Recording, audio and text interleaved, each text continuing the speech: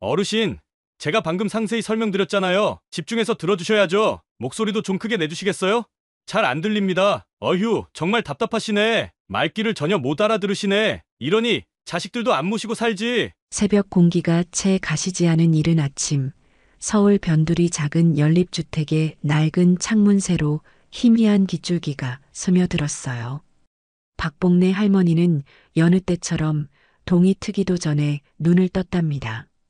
밤새 뒤척인 탓인지 몸은 천근만근이었지만 오늘만큼은 기분 좋게 하루를 시작하고 싶었지요. 오늘은 하나뿐인 손주 녀석 민성이에게 최신형 게임기를 사주기로 약속한 날이기 때문이에요. 작년부터 노래를 부르던 것을 모른 척 참아왔는데 얼마 전 초등학교 반장이 되었다는 소식에 큰맘 먹고 지갑을 열기로 한 것이었죠. 할머니의 얼굴에 잔잔한 미소가 떠올랐습니다. 부스스 일어난 할머니는 익숙한 손길로 부엌으로 향했어요. 삐걱거리는 마룻바닥 소리가 적막한 집안에 울려 퍼졌답니다.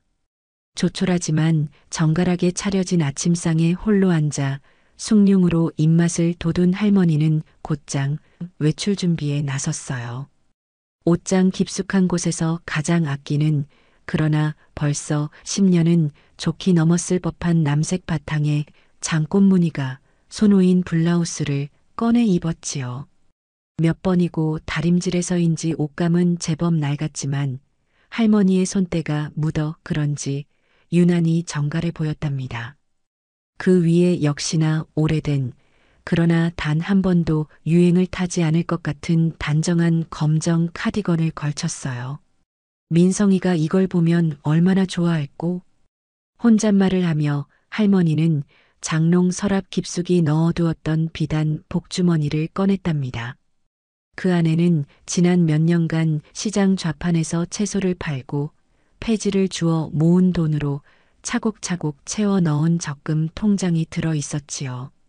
꼬깃꼬깃 접힌 지폐 몇 장과 함께 통장을 빗바랜 시장 가방에 넣으니 제법 묵직한 것이 마음까지 든든해지는 듯 했습니다. 버스를 타고 한참을 달려 도착한 서울 강남은 할머니에게는 여전히 낯설고 어지러운 곳이었어요. 하늘을 찌를 듯 솟아오른 빌딩들과 눈이 아릴 정도로 번쩍이는 광고판들, 그리고 발걸음 빠른 젊은이들의 물결.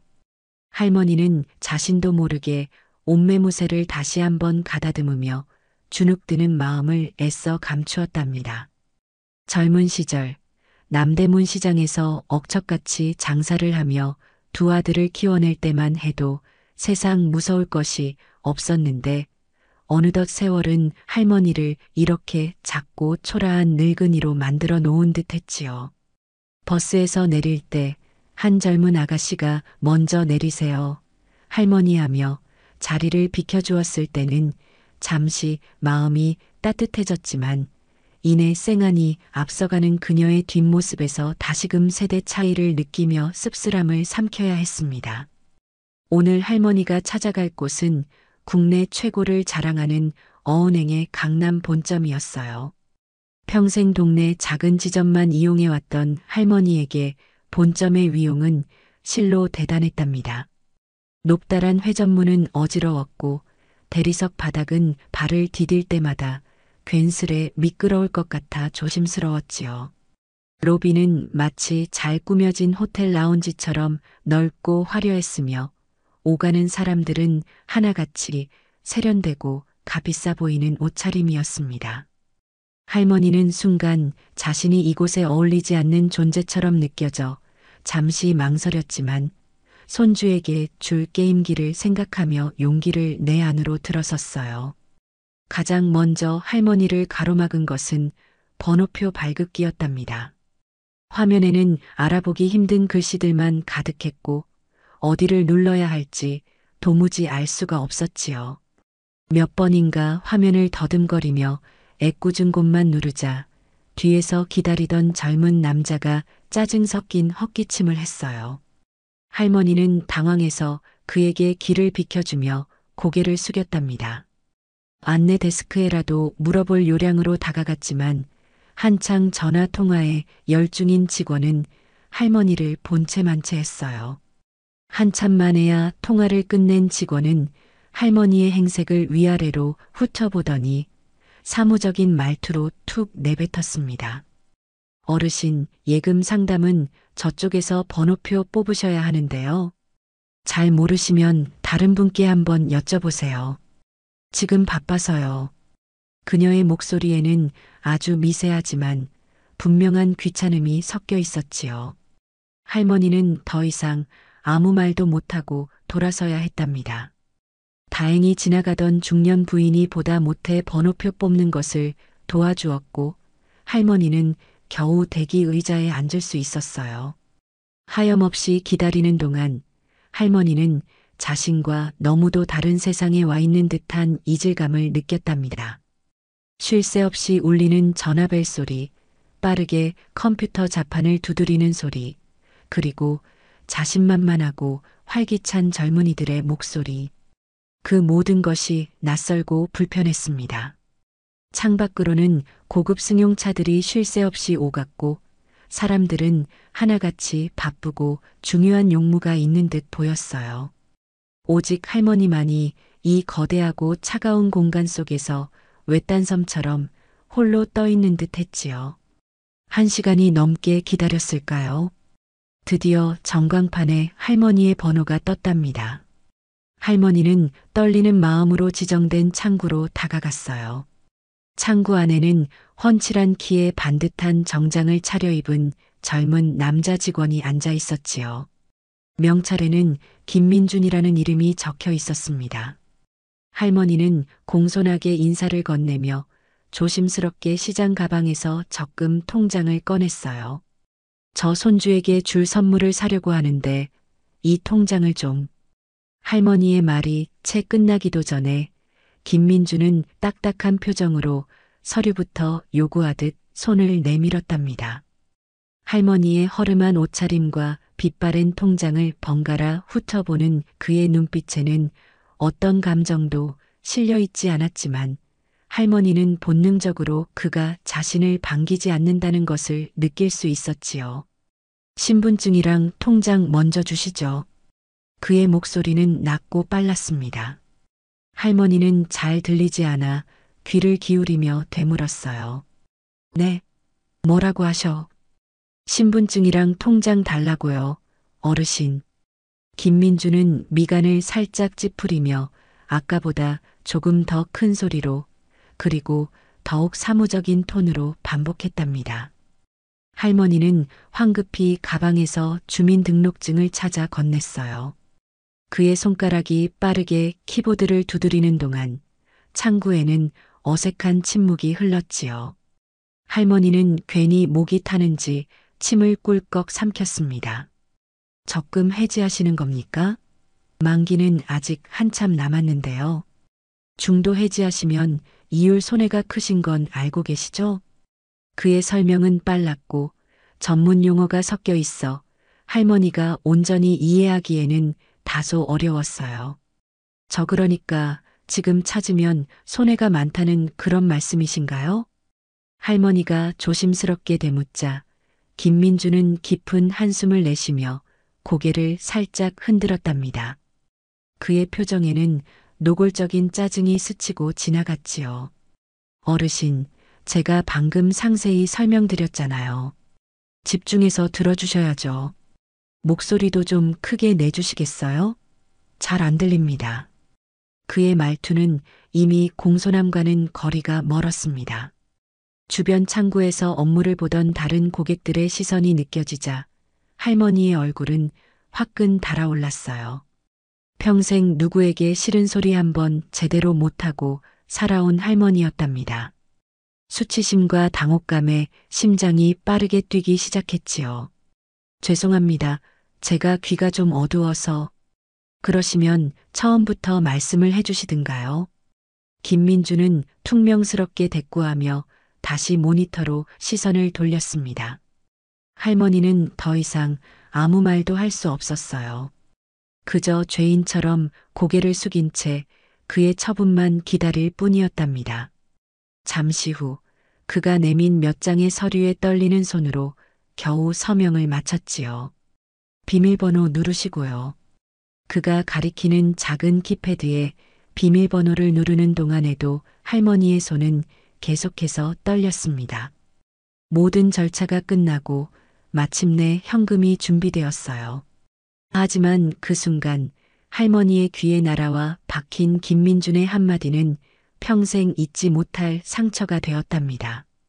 그는 할머니에게 들릴 듯 말 듯한, 그러나 분명히 들릴 정도의 목소리로 혼잣말처럼 중얼거렸지요. 어휴, 정말 답답하시네. 말귀를 전혀 못 알아들으시네. 이러니 자식들도 안 모시고 살지. 순간 할머니의 머릿속이 하얗게 비는 듯 했어요. 심장이 쿵하고 바닥으로 떨어지는 것 같았답니다. 말귀를 못 알아듣는다니, 자식들도 안 모시고 산다니. 그 어떤 욕설보다도 더 잔인하고 모욕적인 말이었지요. 할머니는 아무 대꾸도 하지 못했습니다. 아니, 할 수가 없었어요. 분노와 슬픔, 그리고 참을 수 없는 모멸감이 온몸을 휘감았지만 입술은 굳게 닫힌 채 떨어지지 않았답니다.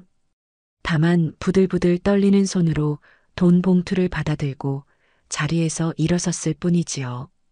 김민주는 이미 다음 고객을 향해 상냥한 미소를 지어 보이고 있었습니다. 할머니는 그의 얼굴을 차마 제대로 쳐다볼 수도 없었어요. 무거운 발걸음으로 은행 문을 나섰을 때 강남의 화려한 햇살은 더 이상 아름답게 느껴지지 않았답니다. 오히려 차갑고 잔인하게만 느껴질 뿐이었지요. 버스를 타고 집으로 돌아오는 내내 할머니의 귓가에는 김민준의 목소리가 끊임없이 맴돌았습니다. 집에 돌아와 텅 빈 방 안에 홀로 앉아 있으니 걷잡을 수 없는 슬픔과 분노가 파도처럼 밀려왔어요. 꼬깃꼬깃 모아온 돈, 손주의 기뻐할 얼굴을 상상하며 부풀었던 기대감은 산산조각이 나버렸답니다. 밤이 깊도록 할머니는 잠을 이루지 못했어요. 어둠 속에서 눈을 감으면 젊은 시절 억척같이 돈을 모으던 기억, 자식들을 위해 밤낮 없이 일했던 고된 시간들이 주마등처럼 스쳐 지나갔지요. 그리고 그 모든 세월의 끝에 남은 것이 고작 은행 창구 직원의 모욕이란 말인가요? 내가 평생을 이렇게 무시당하려고 악착같이 살았단 말인가? 할머니의 눈가에서 뜨거운 눈물이 흘러내렸습니다. 그러나 그 눈물은 단순한 슬픔의 눈물만은 아니었어요. 그 속에는 깊은 분노와 함께 새로운 결심의 작은 불씨가 조용히 타오르기 시작하고 있었답니다. 이대로 물러서지는 않으리라. 절대로. 밤새 할머니는 뜬 눈으로 뒤척였어요. 어둠 속에서 눈을 감으면 어제 은행에서 겪었던 모욕적인 순간들이 생생하게 떠올라 숨이 턱턱 막히곤 했답니다. 젊은 은행원의 싸늘한 눈빛, 경멸이 담긴 말투, 그리고 무엇보다 말귀를 전혀 못 알아들으시네. 이러니 자식들도 안 모시고 살지라던 그 잔인한 속삭임. 그것은 단순한 무시를 넘어 한 인간의 존엄성을 송두리째 짓밟는 폭력이었지요. 평생 남에게 싫은 소리 한 번 못하고 살아온 할머니였지만 이번만큼은 달랐습니다. 가슴속 깊은 곳에서부터 뜨거운 분노가 용암처럼 끓어올랐어요. 이대로 당하고만 있지는 않겠다. 내 평생 쌓아 올린 모든 것이 고작 이런 취급을 받기 위함은 아니었으니. 새벽녘 창밖이 희미하게 밝아올 무렵 할머니는 자리에서 벌떡 일어났습니다. 그 눈빛은 밤사이 내린 서리처럼 차갑고 단단하게 빛나고 있었지요. 가장 먼저 향한 곳은 안방 깊숙한 곳에 자리한 낡은 자개장이었어요. 평소에는 열어볼 일도 거의 없던 그곳에는 할머니의 빛바랜 과거가 고스란히 잠들어 있었답니다. 할머니는 자개장 가장 아래 칸 비단 보자기에 쌓인 묵직한 상자 하나를 조심스럽게 꺼냈습니다. 상자 뚜껑을 열자 수십 년은 좋게 되었을 법한, 그러나 여전히 은은한 광택을 잃지 않은 검은색 실크 블라우스와 H라인 스커트 정장이 모습을 드러냈지요. 그것은 젊은 시절 남편과 함께 작은 양장점을 운영하며 밤낮 없이 일해 처음으로 큰 돈을 만졌을 때 가장 좋은 원단으로 직접 맞춰 입었던 옷이었습니다. 그 시절 할머니는 마담 박으로 불리며 제법 수완 좋은 사업가로 통했었지요. 옷에는 그때의 자신감과 당당함이 희미하게 남아 배어 있는 듯 했어요. 할머니는 마치 성스러운 의식을 치르듯 정성스럽게 옷을 갈아입었습니다. 조금은 헐렁해진 허리춤을 매만지며 거울 앞에 서니 그곳에는 어제 은행에서 홀대 받던 초라한 늙은이가 아닌 기품 있고 위엄 있는 한 명의 여인이 서 있었지요. 화장대 서랍에서 역시나 오래된 그러나 여전히 영롱한 빛을 내는 자수정 브로치를 꺼내 블라우스 깃에 달고 머리도 곱게 빗어 쪽을 쪘습니다. 마지막으로 낡았지만 깨끗하게 관리된 검은색 가죽 핸드백을 드니 준비는 끝났습니다. 할머니의 얼굴에는 긴장감과 함께 어떤 비장함마저 감돌았어요. 준비를 마친 할머니는 전화기 앞으로 다가가 익숙한 번호를 눌렀습니다. 신호음이 몇 번 울리지 않아 곧 중후한 남성의 목소리가 들려왔지요. 네, 오비서입니다. 회장님, 이른 아침에 어인 일이십니까? 전화기 너머의 목소리는 한치의 흐트러짐도 없이 정중하고 깍듯했습니다. 회장님이라는 호칭, 그것이 바로 박복래 할머니의 또 다른 이름이었지요. 시장 좌판에서 시작해 한때는 제법 규모 있는 유통회사를 일구었던 할머니. 지금은 모든 사업을 정리하고 조용히 살고 있지만 여전히 그녀를 회장님으로 부르며 곁을 지키는 이들이 몇몇 남아 있었답니다. 오비서, 오늘 오전 일정은 전부 비워두게. 그리고 어은행 강남 본점으로 와주어야겠어. 아, 차량은 자네가 알아서 제일 좋은 것으로 준비해주게나. 할머니의 목소리는 낮고 차분했지만 그 안에는 거스를 수 없는 단호함이 실려 있었습니다. 오비서는 잠시의 망설임도 없이 즉답했지요. 알겠습니다, 회장님. 지금 바로 출발하겠습니다. 정확히 1시간 뒤 할머니의 낡은 연립주택 앞 골목길에 위압적인 풍채의 검은색 최고급 세단 한 대가 미끄러지듯 멈춰 섰습니다. 반짝이는 차체는 주변의 허름한 풍경과 극명한 대조를 이루었지요. 말끔한 정장 차림의 오비서가 직접 차 문을 열자 박복래 할머니는 조금의 망설임도 없이 차에 올라탔습니다. 차는 부드럽게 골목길을 빠져나와 어제 그 은행, 어은행 강남 본점을 향해 질주하기 시작했어요. 은행 로비는 어제와 다름없이 분주했지만 할머니가 최고급 세단에서 내려 당당하게 안으로 들어서는 순간 공기가 미묘하게 변하는 것을 느낄 수 있었답니다. 어제 할머니를 본체만체 했던 안내 데스크 직원은 눈이 휘둥그레졌고 몇몇 직원들은 수군거리며 할머니를 힐끗거렸지요. 그들의 시선 속에는 당혹감과 함께 어떤 경외감마저 어려 있는 듯 했습니다. 할머니가 VIP 창구 쪽으로 향하자 어디선가 소식을 듣고 달려왔는지 땀을 뻘뻘 흘리는 지점장이 허둥지둥 마중을 나왔습니다. 아이고, 회장님, 이렇게 귀한 걸음을 해주실 줄이야. 어쩐 일로 미리 연락도 없이. 지점장의 목소리는 잔뜩 상기되어 있었고 이마에는 식은땀이 송골송골 맺혀 있었지요.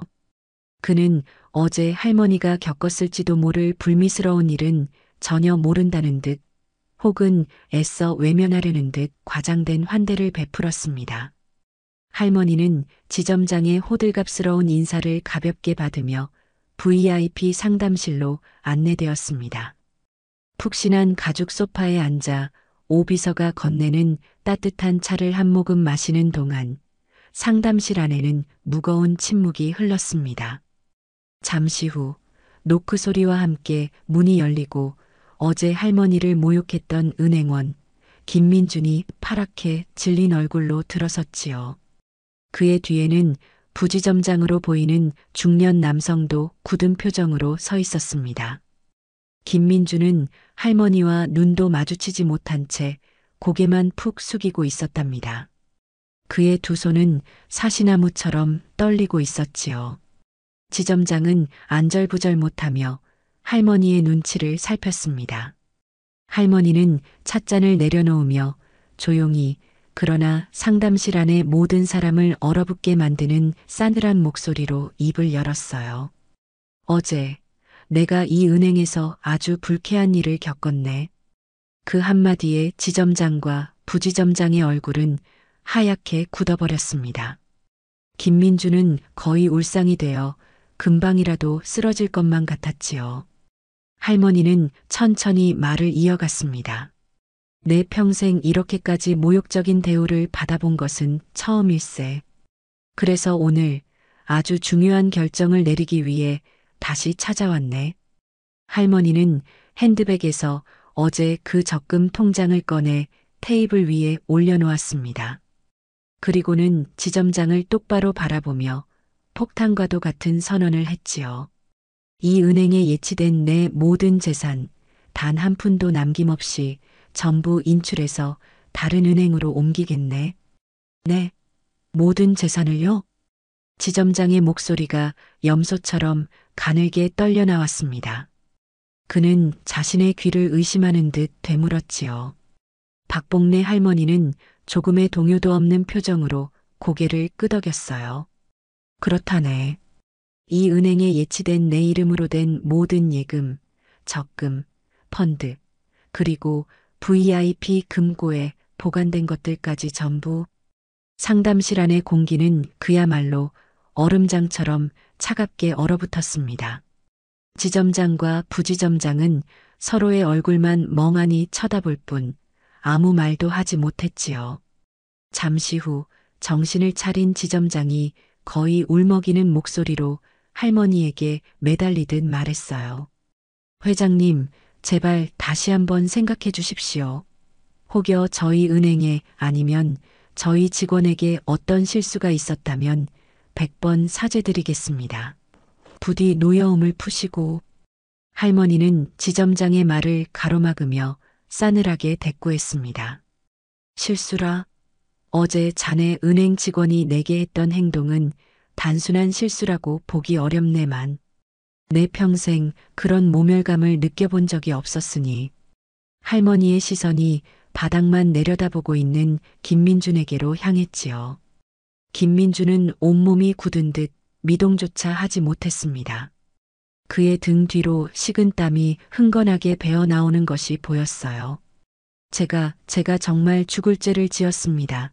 회장님, 어제는 제가 정말 정신이 나갔었나 봅니다. 제발 한 번만 용서해 주십시오. 김민주는 결국 참지 못하고 털썩 소리를 내며 할머니 앞에 무릎을 꿇었습니다. 그의 눈에서는 굵은 눈물방울이 뚝뚝 떨어져 내렸지요. 하지만 할머니의 표정은 조금도 변하지 않았습니다. 내 용서를 받고 싶다면 자네가 먼저 은행에 사표를 제출하게. 그리고 진심으로 반성하는 모습을 보인다면 그때 다시 생각해보지. 할머니의 단호한 말에 김민주는 절망적인 표정으로 바닥에 주저앉고 말았어요. 지점장은 당황하며 어쩔 줄 몰라 했답니다. 그때 할머니가 결정적인 한 방을 날렸지요. 내 전 재산이 대략 200억 원쯤 될 걸세. 그 돈이 오늘 당장 이 은행에서 빠져나간다고 생각하니 자네들 심정이 어떻겠나? 200억 원. 그 액수를 듣는 순간 지점장과 부지점장은 현기증을 느끼는 듯 휘청거렸습니다. 한 개인의 예금이라고는 도저히 믿기 어려운 엄청난 금액이었지요.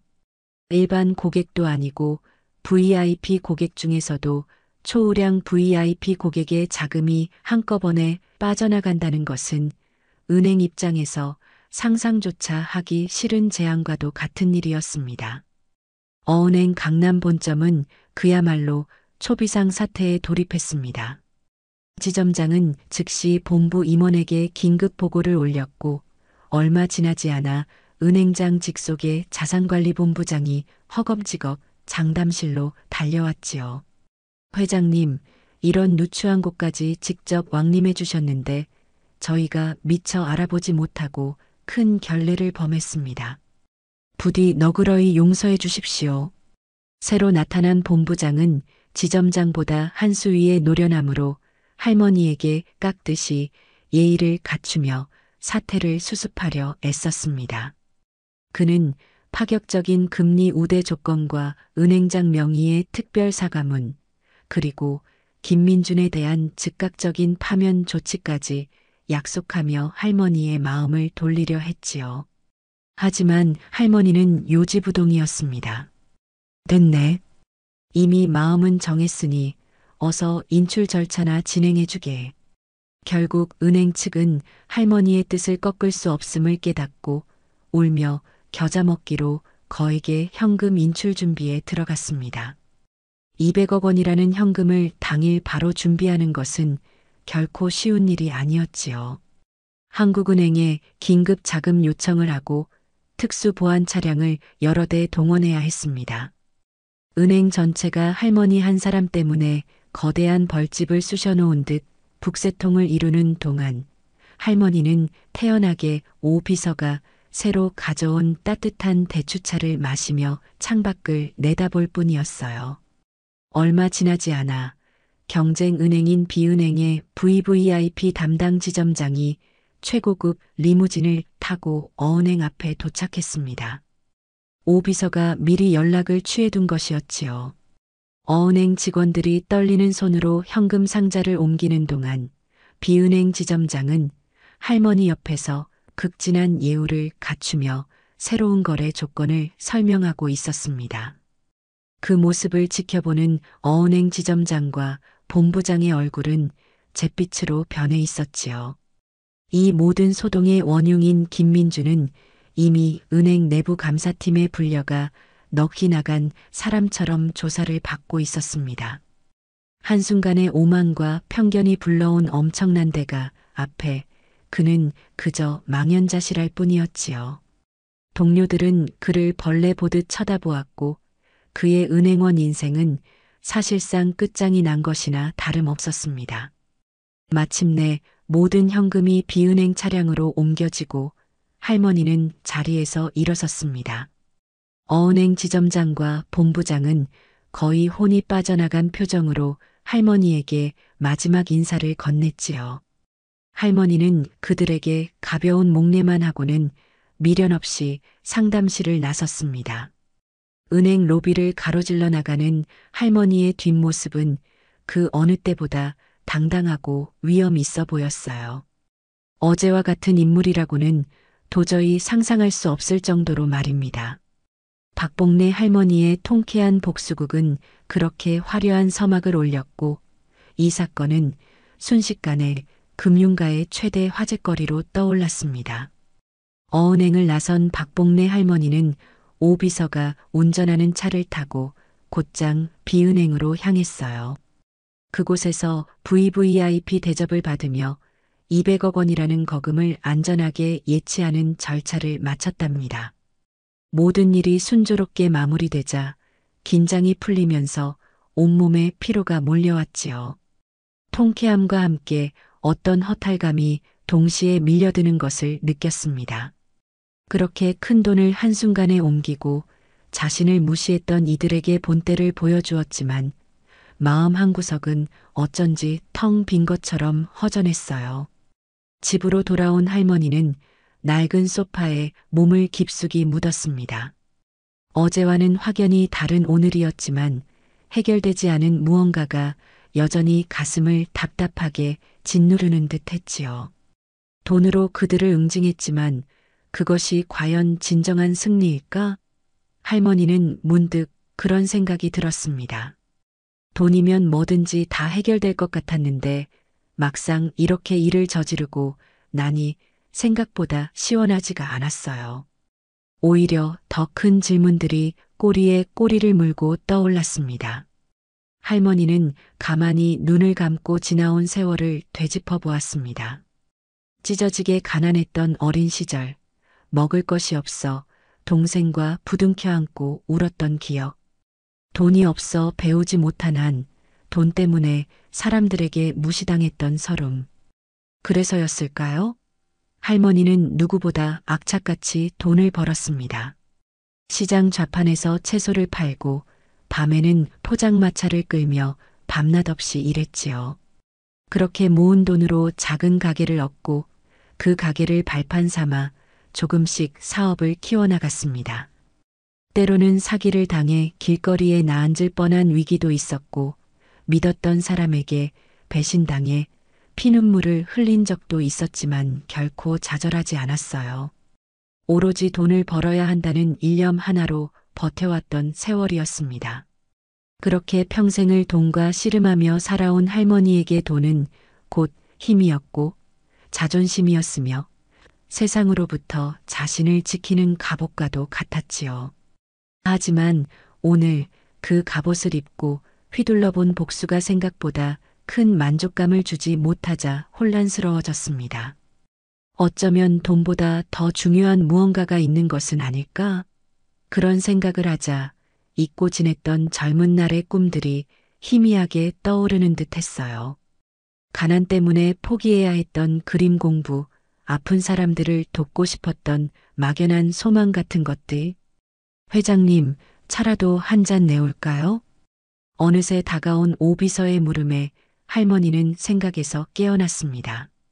오비서는 수십 년간 할머니의 곁을 묵묵히 지켜온 충직한 사람이었지요. 할머니의 성공과 좌절을 모두 지켜본 산증인이기도 했습니다. 아니, 괜찮네.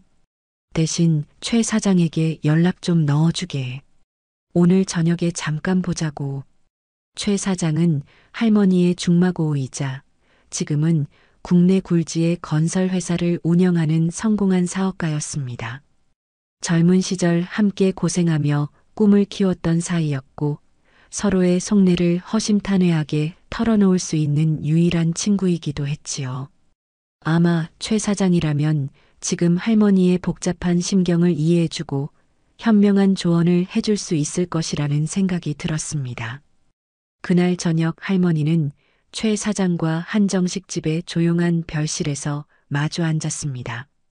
오늘 은행에서 있었던 일을 소상히 털어놓자 최 사장은 처음에는 박장대소를 하며 할머니의 통쾌한 복수에 박수를 쳤지요. 이야, 역시 박 여사야. 아직 죽지 않았어. 그 어은행 놈들 아주 혼쭐이 났겠구먼.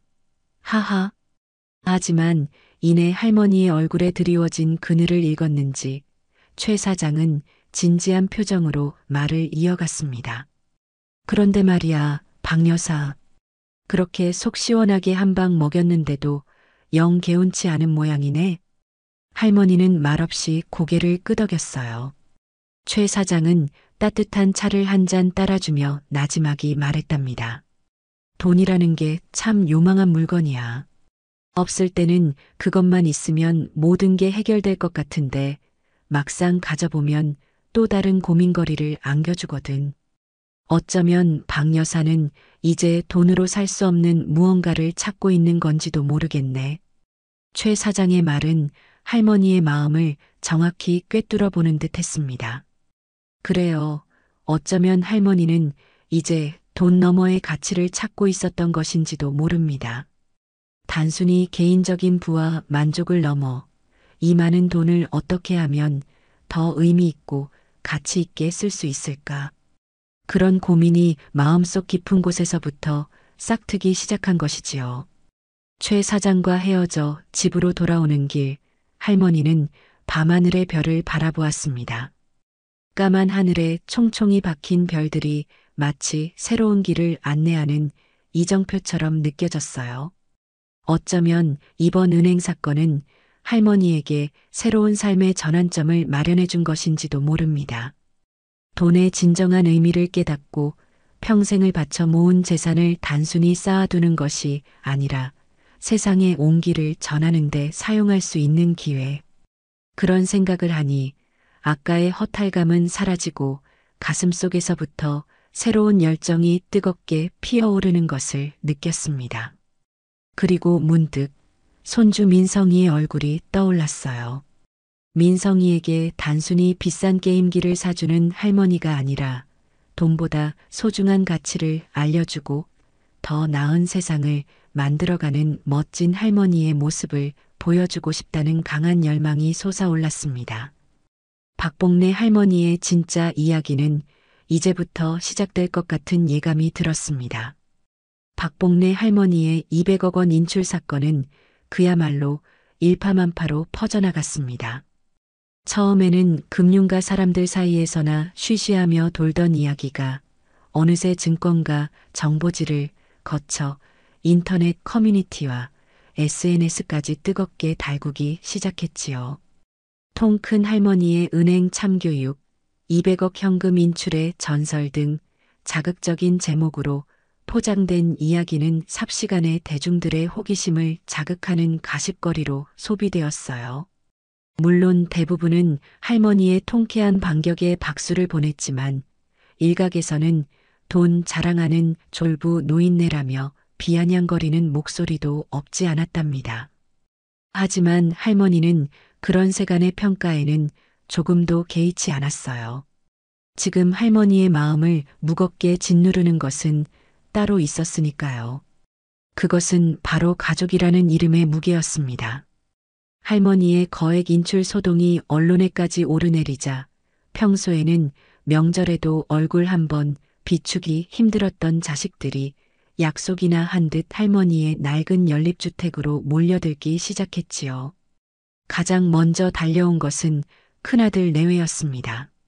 사업 실패로 빚더미에 올라앉아 하루하루 사채업자들의 빚 독촉에 시달리던 큰아들은 할머니를 보자마자 마치 구해주라도 만난 듯 땅바닥에 넙죽 엎드렸어요.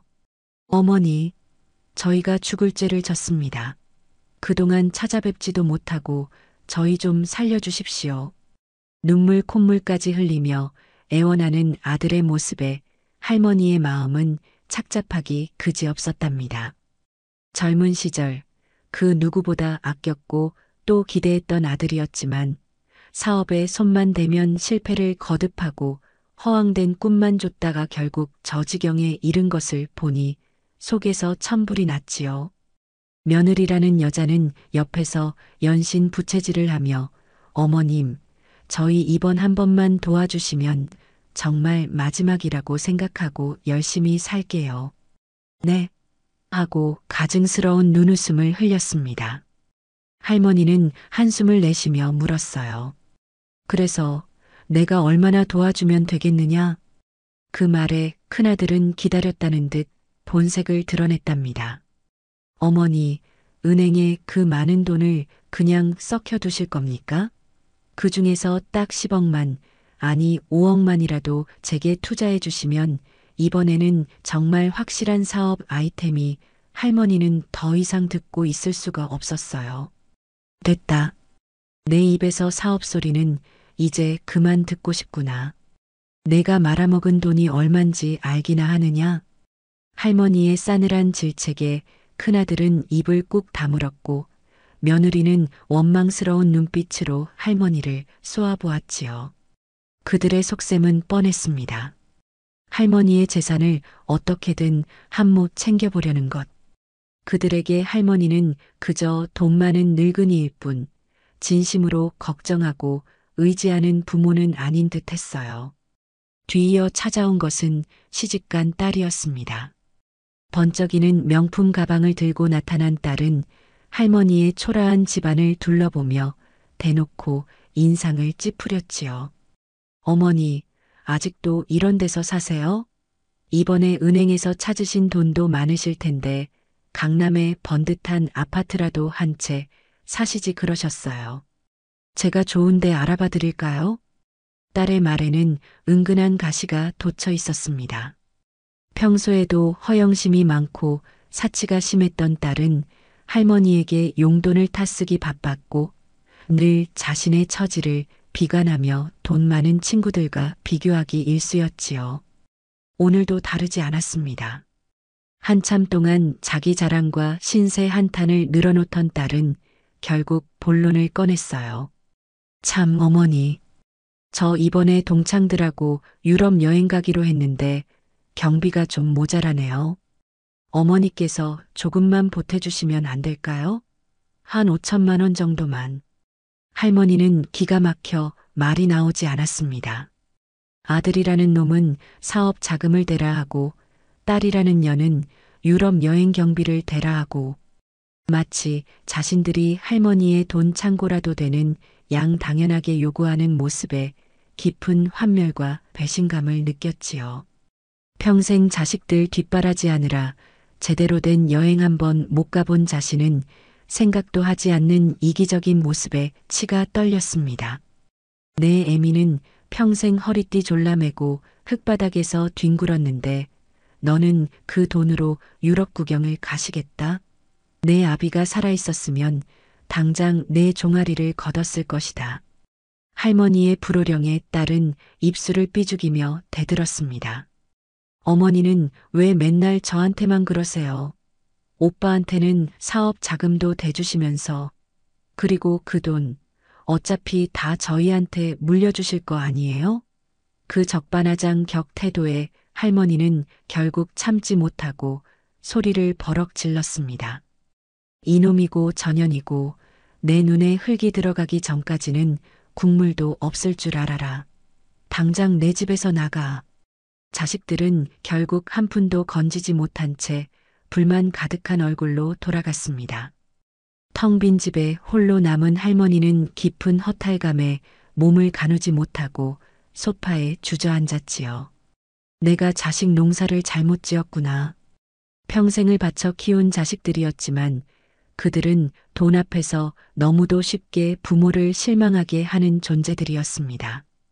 어쩌면 돈 때문에 자식들과의 관계가 이렇게까지 틀어져 버린 것은 아닌지 지난 세월에 대한 후회와 자책감이 밀려왔어요. 그때였습니다. 현관문에서 조심스러운 노크 소리가 들려왔지요. 또 자식들인가 싶어 신경질적으로 문을 열었지만 문 밖에는 뜻밖의 인물이 서 있었습니다. 바로 대학생 손녀 서연이었어요. 서연은 큰아들의 딸이었지만 아비나 어미와는 달리 속이 깊고 생각이 바른 아이였습니다. 할머니, 저 왔어요. 괜찮으세요? 서연은 할머니의 안색을 살피며 걱정스러운 눈빛으로 물었습니다. 그녀의 손에는 할머니가 평소 좋아하시던 따뜻한 단팥죽이 들려 있었지요.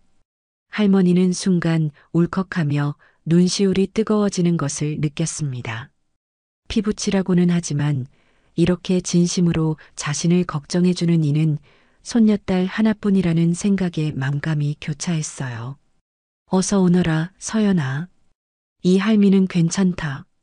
할머니는 애써 미소를 지으며 서연을 안으로 들였습니다. 서연은 집안 분위기가 심상치 않음을 금방 눈치챘지만 아무것도 묻지 않고 묵묵히 할머니 곁을 지켰지요. 할머니가 따라주는 따뜻한 차를 마시며 서연은 조용히 입을 열었습니다. 할머니, 저 뉴스 봤어요. 할머니 정말 대단하세요. 속이 다 시원하던데요. 서연의 말에는 꾸밈없는 존경과 지지가 담겨 있었습니다. 다른 가족들이 돈에만 눈이 멀어 할머니를 찾아왔던 것과는 전혀 다른 모습이었지요. 할머니는 그제야 마음이 조금 놓이는 것을 느꼈습니다. 내 아비 어미도 왔다 갔느니라. 돈 달라고. 할머니의 씁쓸한 말에 서연은 고개를 숙였습니다. 죄송해요, 할머니. 제가 대신 사과드릴게요. 할머니는 서연의 손을 잡으며 말했지요. 내가 뭐가 죄송하냐? 못난 부모를 둔 내 잘못이 아닌 것을. 그날 이후 서연은 거의 매일같이 할머니 집을 찾아와 말벗이 되어 주었습니다. 함께 장을 보러 가기도 하고 할머니가 젊은 시절 좋아했던 옛날 영화를 함께 보기도 했지요. 서연은 할머니가 은행에서 겪었던 일, 그리고 앞으로 돈을 어떻게 사용하고 싶은지에 대한 이야기도 진지하게 들어주었습니다. 때로는 요즘 젊은이들의 생각을 이야기해주며 할머니의 새로운 계획에 신선한 아이디어를 제공하기도 했어요. 할머니는 서연을 통해 젊은 세대에 대한 이해를 넓힐 수 있었고, 무엇보다 자신의 편이 있다는 사실에 큰 위로와 용기를 얻었습니다. 어쩌면 이 아이야말로 자신의 못다한 꿈을 이해하고 지지해줄 유일한 존재가 될지도 모른다는 희미한 기대감이 피어올랐습니다. 가족이라는 이름이 주는 무게감 속에서 서연은 할머니에게 한 줄기 빛과 같은 존재였지요. 박복래 할머니의 인생은 그야말로 한편의 파란만장한 드라마와 같았습니다. 일제강점기 끝자락 지독한 가난 속에서 태어나 해방과 전쟁의 격동기를 온몸으로 겪어내야 했지요. 먹을 것이 없어 풀뿌리로 연명하던 시절, 어린 동생의 죽음을 눈앞에서 지켜봐야 했던 아픔은 평생 할머니의 가슴 속에 깊은 상처로 남아 있었습니다. 전쟁통에 부모님마저 여의고 혈혈단신이 된 할머니는 살아남기 위해 닥치는 대로 일을 해야 했어요. 시장 좌판에서 나무를 팔고 식당 허드렛 일을 하고 심지어 공사판을 전전하며 벽돌을 나르기도 했답니다. 그러다 20살 무렵 성실하고 마음씨 좋은 청년을 만나 가정을 꾸리게 되었지요. 남편은 손재주가 좋아 작은 양장점을 운영했는데 할머니 역시 밤낮 없이 남편을 도와 옷을 만들고 팔았습니다. 두 사람의 노력 덕분에 양장점은 날로 번창했고 삼남매를 낳아 기르며 잠시나마 평범한 행복을 누리는 듯 했어요. 하지만 그 행복도 잠시, 남편이 불의의 교통사고로 갑자기 세상을 떠나면서 할머니의 삶은 다시 한번 풍랑 속으로 빠져들었습니다. 어린 삼남매를 홀로 키워야 했던 할머니는 슬퍼할 겨를도 없이 다시 생활 전선에 뛰어들어야 했지요. 남편이 남긴 양장점을 기반으로 할머니는 특유의 뚝심과 사업 수완을 발휘하여 의류 도매업으로 사업을 확장했습니다. 눈앞의 이익보다는 신용을 중시했고 한 번 맺은 인연은 소중히 여기는 할머니의 경영 방식은 시장 상인들 사이에서 큰 신뢰를 얻었지요. 사업은 날로 번창하여 한때는 제법 규모 있는 유통회사를 운영하며 마담 박이라는 이름으로 업계의 명성을 떨치기도 했습니다. 하지만 성공 뒤에는 그만큼의 시련도 따랐습니다. 믿었던 직원에게 거액의 돈을 사기당해 회사가 부도 위기에 몰리기도 했고 동업자의 배신으로 하루아침에 길거리에 나앉을 뻔한 적도 여러 번이었지요. 그럴 때마다 할머니는 피눈물을 삼키며 다시 일어섰습니다. 돈 때문에 사람들에게 무시당하고 멸시받았던 과거를 되풀이하고 싶지 않았기 때문이에요. 돈이 없으면 자식들조차 제대로 건사할 수 없다는 냉혹한 현실을 뼈저리게 느꼈기 때문입니다. 그래서 할머니는 더욱더 돈에 집착했고 악착같이 모으고 불렸습니다. 하지만 그 과정에서도 결코 인간적인 따뜻함과 정의로움을 잃지 않으려 애썼지요. 어려운 이웃을 보면 그냥 지나치지 못했고 자신을 도왔던 사람들에게는 반드시 은혜를 갚았습니다. 그렇게 파란만장한 세월을 보내고 모든 사업을 정리한 뒤 조용히 노년을 보내던 할머니에게 어느 날 예상치 못한 손님이 찾아왔습니다. 초인종 소리에 문을 열어보니 그곳에는 허름한 행색의 늙은 남자가 초점 없는 눈으로 힘없이 서 있었지요. 자세히 보니 그는 수십 년 전 할머니에게 평생 모은 돈과 다름없던 거액의 투자금을 받아 달아났던 옛 동업자 박만수였습니다. 한때는 형님 동생하며 의지했던 사이였지만 그의 배신은 할머니에게 씻을 수 없는 상처와 경제적 타격을 안겨주었지요. 그 일로 할머니는 한동안 인간에 대한 깊은 불신에 빠지기도 했습니다. 그런 그가 지금 병색이 완연한 초라한 모습으로 할머니 앞에 나타난 것이었어요. 누구? 할머니는 애써 그를 알아보지 못한 척 물었습니다. 하지만 심장은 걷잡을 수 없이 빠르게 뛰고 있었지요. 박만수는 힘겹게 입을 열었습니다. 나 나일세, 복내. 박만수 기억하겠는가? 그의 목소리는 갈라지고 쉬어 있었습니다. 할머니는 순간 말문이 막혔습니다. 지난 수십 년간 그를 증오하고 원망하며 언젠가 다시 만나면 반드시 그 죗값을 치르게 하리라 다짐했었는데 막상 이렇게 비참한 모습으로 나타나니 형언할 수 없는 복잡한 감정이 밀려왔지요. 과거의 분노와 원망, 그리고 현재 그의 처량한 모습에 대한 일말의 연민이 뒤섞여 할머니를 혼란스럽게 했습니다. 자네가 여긴 어쩐 일인가? 아직도 내게 갚을 빚이라도 남아있던가? 할머니의 목소리는 얼음장처럼 차가웠습니다. 박만수는 힘없이 고개를 떨구며 말했지요. 염치 없지만 자네가 큰 돈을 벌었다는 소문을 들었네. 내가 지금 몸이 많이 아파서 병원비가 급히 필요한데. 그의 말에 할머니는 실소를 금치 못했습니다.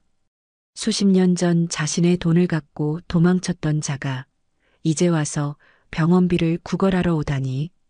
인간의 염치 없음이 이토록 끝이 없을 수 있을까요? 당장 소금을 뿌려 내쫓고 싶었지만 차마 발길이 떨어지지 않았습니다. 그의 깡마른 몸과 움푹 팬 눈, 그리고 죽음을 앞둔 사람처럼 생기 없는 얼굴을 보니 측은한 마음이 드는 것을 어쩔 수가 없었지요. 할머니는 박만수를 집 안으로 들이지는 않았습니다. 대신 현관 앞에 작은 간이의자를 내어주고 따뜻한 물 한 잔을 건넸지요. 그리고는 아무 말 없이 한참 동안 그를 바라보았습니다. 그의 얼굴에는 지난 세월의 고통과 후회가 고스란히 새겨져 있는 듯 했어요.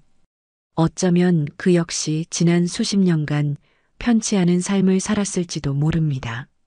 내가 자네에게 돈을 줘야 할 이유가 있는가? 한참 만에 할머니가 입을 열었습니다.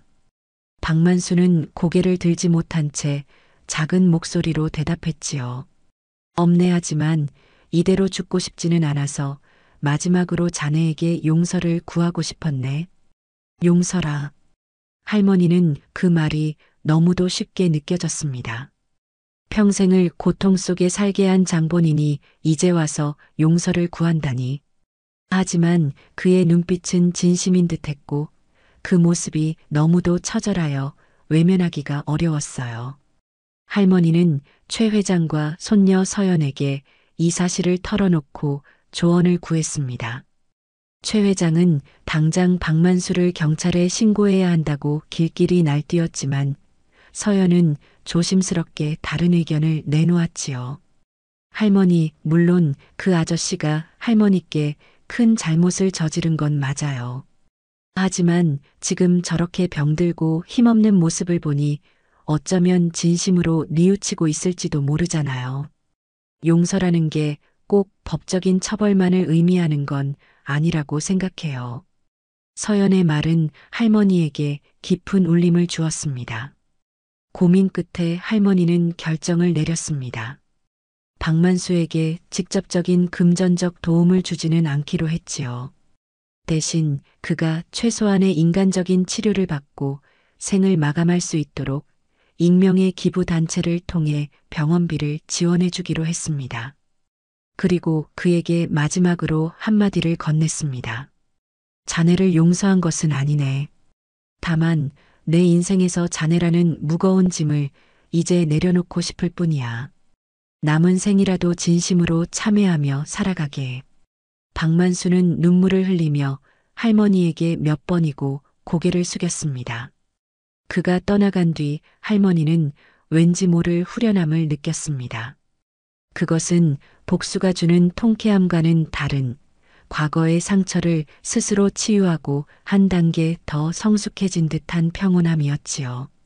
돈으로 모든 것을 해결할 수는 없지만 때로는 돈이 용서와 화해의 작은 물꼬를 터주는 역할을 할 수도 있다는 것을 깨달았습니다. 그리고 그 돈을 어떻게 사용하느냐에 따라 그 가치는 천차만별로 달라질 수 있다는 것도요.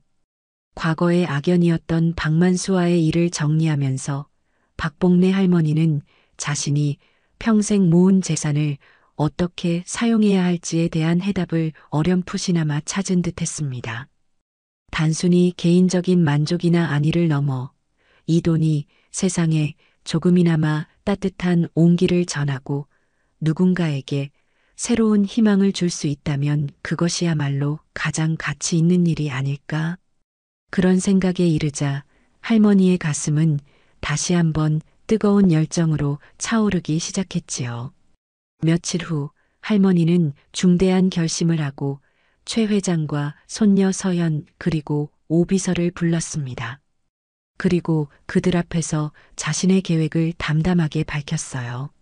내 전 재산을 사회에 환원하여 공익재단을 설립할까 하네. 할머니의 폭탄 선언에 모두들 깜짝 놀랐지만 이내 그 뜻을 이해하고 지지해 주었습니다. 특히 서연은 마치 자신의 일처럼 기뻐하며 적극적으로 돕겠다고 나섰지요. 할머니는 재단의 이름을 봉황재단이라고 지었습니다.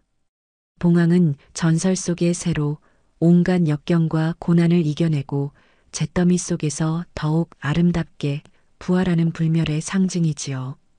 평생을 풍파 속에서 살아온 할머니 자신의 삶과도 닮아 있었고 또한 재단을 통해 새로운 희망을 찾을 사람들의 미래를 축복하는 의미도 담겨 있었습니다. 봉황재단의 설립 목적은 명확했습니다. 첫째, 꿈과 열정은 있지만 자본이 부족한 젊은 청년 사업가들을 발굴하고 지원하여 새로운 성공 신화를 쓸 수 있도록 돕는다. 둘째, 재능은 뛰어나지만 경제적인 어려움으로 창작 활동에 어려움을 겪는 소외된 예술가들을 후원하여 문화예술 발전에 기여한다.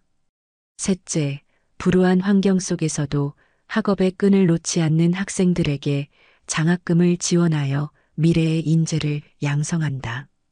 할머니는 자신이 돈 때문에 겪었던 서름과 어려움을 다른 사람들은 되풀이하지 않기를 바라는 마음에서 이러한 사업 계획을 세웠답니다. 할머니의 재단 설립 발표는 언론을 통해 대대적으로 보도되었고 사회적으로 큰 반향을 일으켰습니다. 대부분의 사람들은 할머니의 용기 있는 결단에 아낌없는 박수와 찬사를 보냈지요.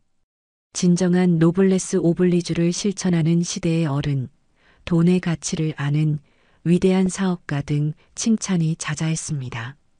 물론 일각에서는 이미지 세탁용 쇼다, 결국 자식들에게 편법으로 증여하려는 수작이다 등 재단의 순수성을 의심하며 시기하고 질투하는 목소리도 없지 않았어요. 하지만 할머니는 그런 악의적인 소문에는 일절 대응하지 않고 묵묵히 재단 설립 준비에만 매진했습니다. 재단 설립을 위한 실무적인 준비 과정은 생각보다 훨씬 복잡하고 어려웠습니다. 정관 작성부터 시작해서 이사회 구성, 법률 검토, 세무 문제, 사무실 마련, 전문가 섭외 등 신경 써야 할 일이 한두 가지가 아니었지요. 평생 사업을 해온 할머니였지만 공익재단 운영은 또 다른 영역이었습니다. 하지만 할머니에게는 든든한 지원군들이 있었어요. 최 회장은 자신의 법무팀과 회계팀을 총동원하여 재단 설립에 필요한 법률 및 세무 자문을 아끼지 않았고 손녀 서연은 젊은 감각과 뛰어난 정보 수집 능력으로 재단의 홍보와 운영 방안에 대한 참신한 아이디어를 쏟아냈습니다. 오 비서는 할머니의 그림자처럼 곁을 지키며 모든 실무를 꼼꼼하게 챙겼지요. 할머니 역시 과거 사업가 시절의 날카로운 판단력과 강력한 추진력을 발휘하여 모든 과정을 진두지휘했습니다.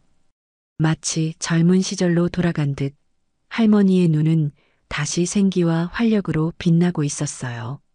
몇 달간의 숨가쁜 준비 기간을 거쳐 드디어 봉황재단이 세상에 그 첫 발을 내딛게 되었습니다. 서울 시내 한복판에 마련된 아담하지만 세련된 재단 사무실에서 열린 조촐한 출범식에는 각계각층의 인사들이 참석하여 할머니의 새로운 도전을 축하해 주었지요. 할머니는 떨리는 목소리로 재단의 설립 취지를 설명하며 앞으로 봉황재단이 우리 사회의 어두운 곳을 밝히는 등불이 되고 절망에 빠진 사람들에게 희망을 주는 존재가 되도록 최선을 다하겠다고 다짐했습니다. 그 모습은 참석한 모든 이들에게 깊은 감동을 주었지요. 하지만 빛이 강하면 그림자도 짙어지는 법일까요? 봉황재단의 성공적인 출범과 함께 그 막대한 자금과 사회적 영향력을 노리는 어두운 그림자가 서서히 드리워지기 시작했습니다. 그 중심에는 바로 과거 할머니에게 씻을 수 없는 상처를 주었던 박만수의 아들, 독사라고 불리는 악명 높은 사채업자 박형도가 있었습니다. 그는 아버지와는 달리 교활하고 잔인하며 돈을 위해서라면 수단과 방법을 가리지 않는 냉혈한이었지요. 박형도는 아버지가 할머니에게 마지막으로 도움을 받았다는 사실을 알게 되자 오히려 이를 빌미 삼아 할머니에게 접근할 기회를 엿보고 있었습니다. 그는 봉황재단이 엄청난 돈줄이 될 수 있다고 판단하고 호시탐탐 재단의 이권을 가로챌 음모를 꾸미기 시작했어요. 그의 첫 번째 목표는 재단의 이사진에 자신의 사람을 심어 내부 정보를 빼내고 장기적으로는 재단 운영권을 장악하는 것이었습니다. 이를 위해 박형도는 할머니 주변 인물들을 은밀히 조사하며 약점을 찾기 시작했고 서서히 검은 마술을 뻗치기 시작했습니다. 이제 막 아름다운 날갯짓을 시작하려는 봉황재단 앞에 예기치 못한 검은 그림자가 드리워지고 있었던 것이지요. 봉황재단이 성공적으로 출범하여 사회의 칭송을 한 몸에 받게 되자 어둠 속에서 은밀하게 움직이던 검은 그림자가 드디어 그 실체를 드러내기 시작했어요. 바로 악명 높은 사채업자, 독사 박형도였지요. 그는 아버지 박만수가 과거 박복래 할머니에게 저지른 죄를 빌미 삼아 접근하려 했지만 할머니의 철벽 같은 방어에 막히자 다른 방법을 모색하기 시작했습니다. 그의 교활한 눈은 할머니의 가장 약한 골이 바로 할머니의 큰아들에게로 향했답니다. 박형도는 먼저 큰아들이 운영하던 작은 공장에 의도적으로 자금 압박을 가해 부도 직전으로 몰아넣었습니다. 그리고는 마치 구세주처럼 나타나 거액의 자금을 빌려주겠다며 접근했지요. 물론 그 이면에는 무시무시한 고금리와 함께 봉황재단의 내부 정보를 빼내라는 검은 속셈이 숨겨져 있었습니다. 평소에도 사업 실패로 빚더미에 앉아있던 큰아들은 박형도의 달콤한 유혹과 은밀한 협박 사이에서 처절한 내적 갈등을 겪어야 했어요. 한쪽에서는 어머니에 대한 죄책감과 두려움이, 다른 한쪽에서는 당장 눈앞의 경제적 파탄을 막고 싶은 절박함이 그를 괴롭혔습니다. 결국 그는 악마의 속삭임에 넘어가고 말았지요. 이번 한 번만, 이번 위기만 넘기면. 스스로를 합리화하며 그는 박형도에게 재단의 내부 자료를 조금씩 넘기기 시작했습니다. 처음에는 사소한 운영 현황 보고서 정도였지만 점점 대담해져 이사회 회의록이나 주요 사업 계획서 같은 민감한 정보까지 그의 손에 들어가게 되었어요. 할머니와 손녀 서연 그리고 오비서는 재단 운영 초창기부터 심상치 않은 기운을 감지하고 있었습니다. 중요한 정보가 경쟁 관계에 있는 다른 재단이나 기업으로 흘러들어가는 듯한 정황이 포착되기도 했고 재단의 명의를 도용한 투자 제한 사기가 발생할 뻔한 아찔한 순간도 있었지요. 할머니는 직감적으로 재단 내부에 적이 있음을 깨달았습니다. 그리고 그 의심의 화살은 안타깝게도 자신의 핏줄, 바로 큰아들에게로 향할 수밖에 없었답니다.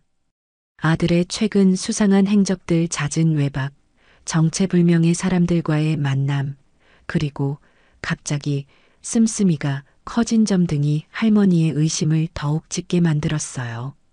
자식을 의심해야 하는 어미의 심정은 그야말로 갈기갈기 찢어지는 듯 했지만 봉황재단은 할머니 개인의 것이 아닌 사회 전체의 것이었기에 사사로운 감정에 얽매일 수만은 없었습니다. 서연아, 아무래도 내 아비에게 무슨 일이 있는 것 같다.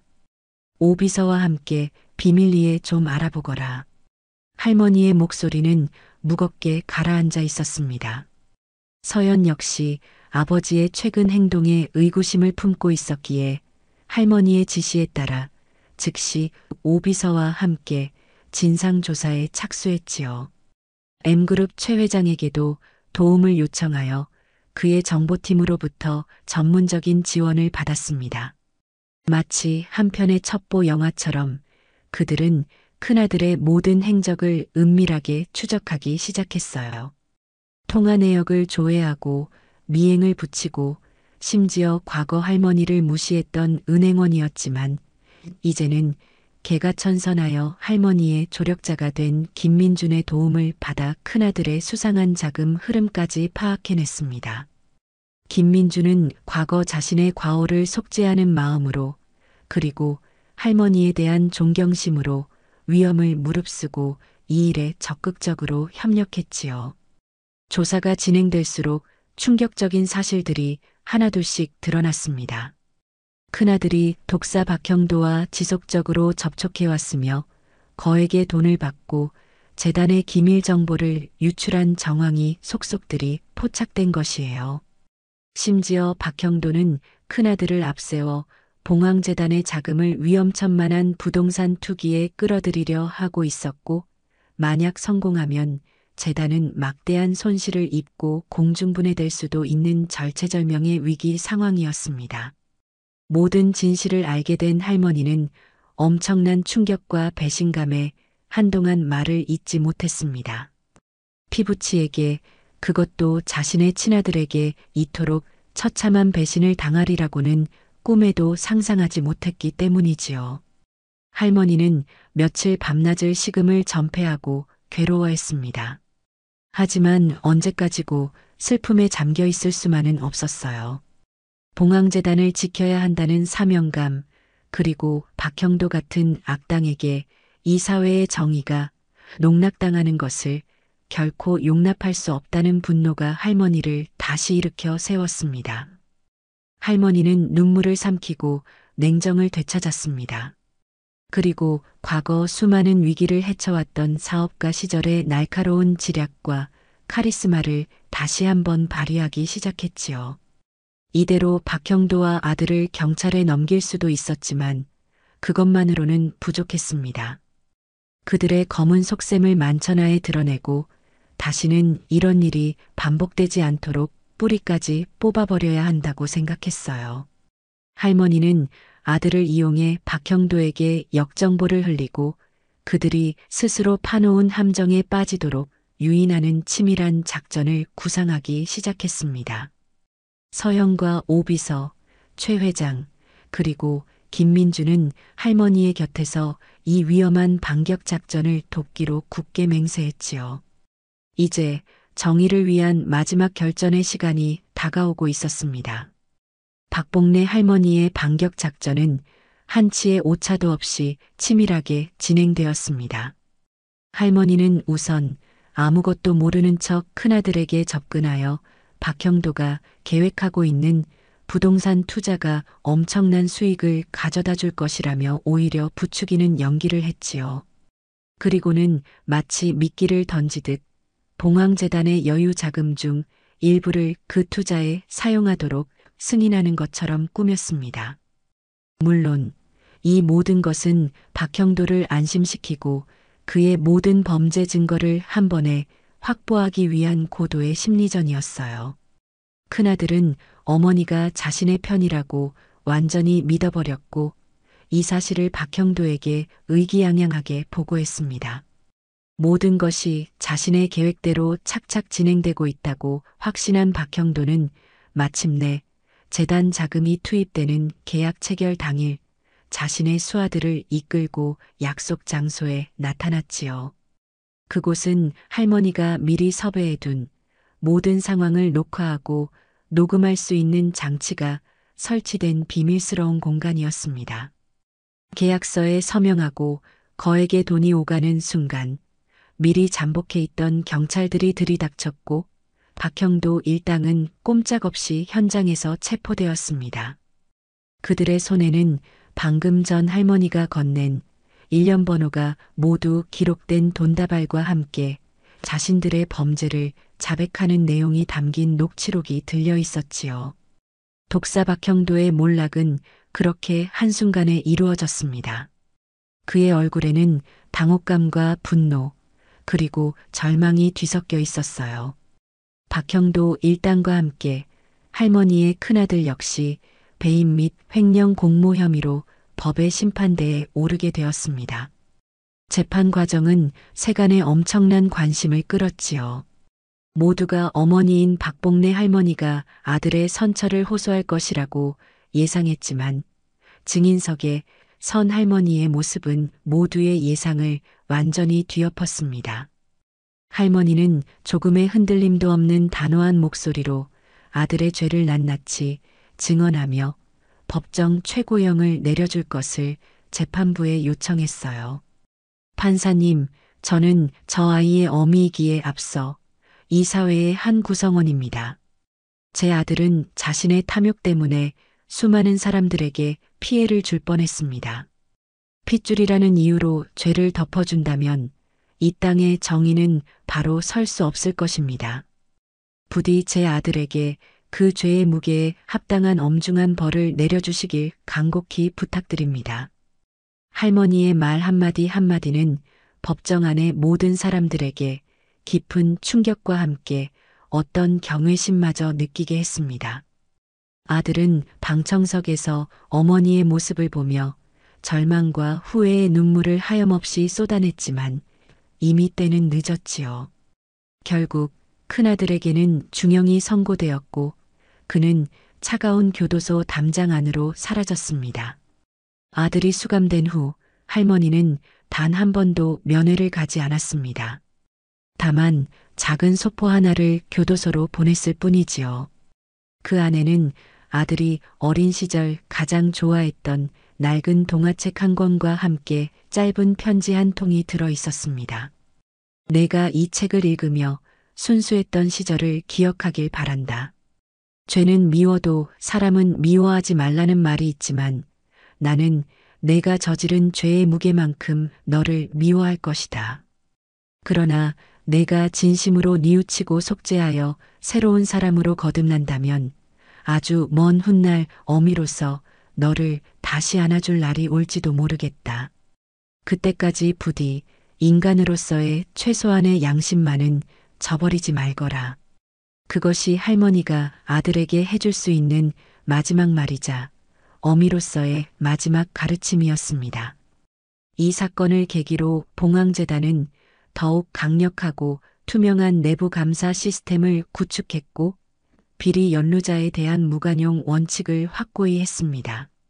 할머니의 사사로운 감정에 얽매이지 않는 공정한 결단은 재단의 신뢰도를 하늘 높이 끌어올렸고 우리 사회에 만연한 정실주의와 온정주의의 경종을 울리는 중요한 계기가 되었지요.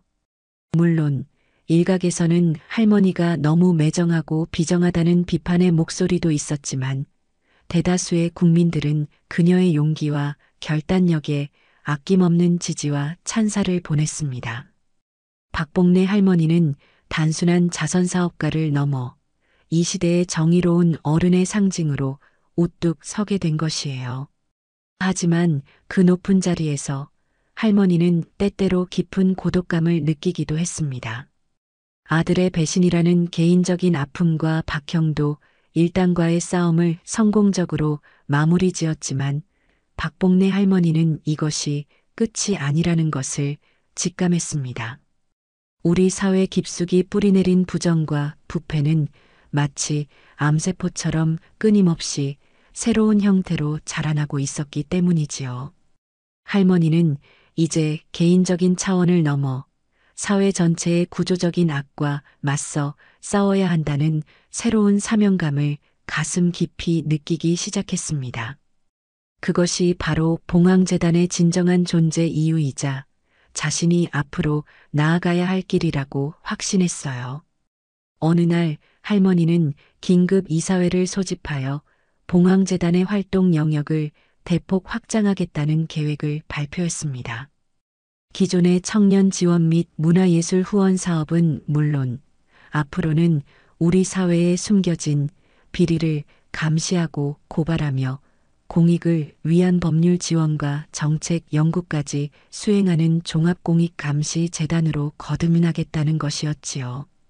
이사들은 처음에는 할머니의 갑작스러운 제안에 당혹감을 감추지 못했지만 이내 할머니의 확고한 의지와 뜨거운 열정에 감화되어 만장일치로 찬성했습니다. 가장 먼저 착수한 일은 재단 내에 특별감찰팀을 신설하는 것이었습니다. 할머니는 이 팀을 이끌 적임자를 찾기 위해 백방으로 수소문했고 마침내 각 분야 최고의 전문가들을 삼고초려 끝에 영입하는 데 성공했지요. 팀장으로는 전직 특수부 검사 출신으로 저승사자라는 별명으로 불릴 만큼 강직하고 타협을 모르는 강골 변호사 차강혁을 초빙했습니다. 그의 옆에는 국내 최고의 탐사보도 전문기자로 날카로운 분석력과 집요한 취재력으로 수많은 특종을 터뜨렸던 나선우 기자가 합류했지요. 또한 천재적인 해킹 실력과 정보 분석 능력을 갖춘 젊은 화이트 해커 윤세아와 뛰어난 국제 감각과 외국어 능력을 바탕으로 해외 불법 자금 추적에 능한 전직 국정원 요원 최경환까지 가세하면서 그야말로 어벤져스 팀이 꾸려졌습니다. 손녀 서연 역시 대학 졸업 후 재단에 합류하여 이들의 활동을 적극적으로 지원하기로 했고 M그룹 최 회장은 변함없이 물심양면으로 할머니와 재단을 후원했습니다. 심지어 전 은행원이었던 김민준도 재단의 회계감사를 돕겠다며 자원했지요. 특별감찰팀의 첫 번째 타깃은 정해졌습니다. 바로 현 정권의 실세들과 유착하여 온갖 특혜를 누리고 국민들의 혈세를 자신들의 배를 불리는데 사용해온 거대 방위산업체 대한중공업과 그 오너 일가였어요. 그들은 수십 년간 교묘한 방법으로 비자금을 조성하고 뇌물을 통해 국책사업을 따냈으며 심지어 불량 무기를 납품하여 국방력에 심각한 해를 끼치고 있다는 흉흉한 소문이 파다했습니다. 하지만 그들의 막강한 권력과 철저한 비밀관리 때문에 그 누구도 쉽게 진실에 접근하지 못하고 있었지요. 할머니와 특별감찰팀은 마치 거대한 성벽에 맞서는 다윗처럼 이 불가능해 보이는 싸움에 뛰어들었습니다. 차강혁 변호사는 날카로운 법리로 그들의 허점을 파고들었고 나선우 기자는 위험을 무릅쓰고 내부 고발자들을 접촉하여 결정적인 증언들을 확보해 나갔습니다. 윤세아는 대한중공업의 철통 같은 보안 시스템을 뚫고 비자금 흐름과 관련된 결정적인 디지털 증거들을 찾아냈으며 최경환은 해외에 숨겨진 그들의 페이퍼 컴퍼니와 은닉 재산을 추적했지요. 이 과정에서 그들은 상상을 초월하는 방해와 위협에 직면해야 했습니다. 의문의 교통사고, 사무실 도청, 가족들에 대한 협박, 그리고 심지어 할머니의 신변을 노리는 암살 시도까지 벌어졌지요. 하지만 할머니와 팀원들은 한치의 물러섬도 없이 오히려 더욱더 굳건한 의지로 서로를 격려하며 싸워나갔습니다. 몇 달간의 피 말리는 싸움 끝에 마침내 대한중공업 오너 일가와 그 비호 세력의 추악한 민낯이 만천하에 드러났습니다. 그들이 빼돌린 국민 혈세는 천문학적인 액수였고 그로 인해 발생한 국방력 손실은 국가 안보를 심각하게 위협하는 수준이었지요. 봉황재단 특별감찰팀이 공개한 증거들은 너무도 명백하고 충격적이어서 그 어떤 권력도 이를 덮을 수 없었습니다. 관련자들은 줄줄이 검찰에 소환되어 법의 심판을 받게 되었고 국민들은 다시 한번 박봉래 할머니와 봉황재단의 용기와 정의감에 뜨거운 박수와 찬사를 보냈습니다. 승리의 기쁨도 잠시, 할머니는 이것이 결코 끝이 아니라는 것을 잘 알고 있었습니다. 대한중공업은 빙산의 일각에 불과했고 우리 사회에는 여전히 수많은 제2, 제3의 대한중공업이 도사리고 있었기 때문이지요.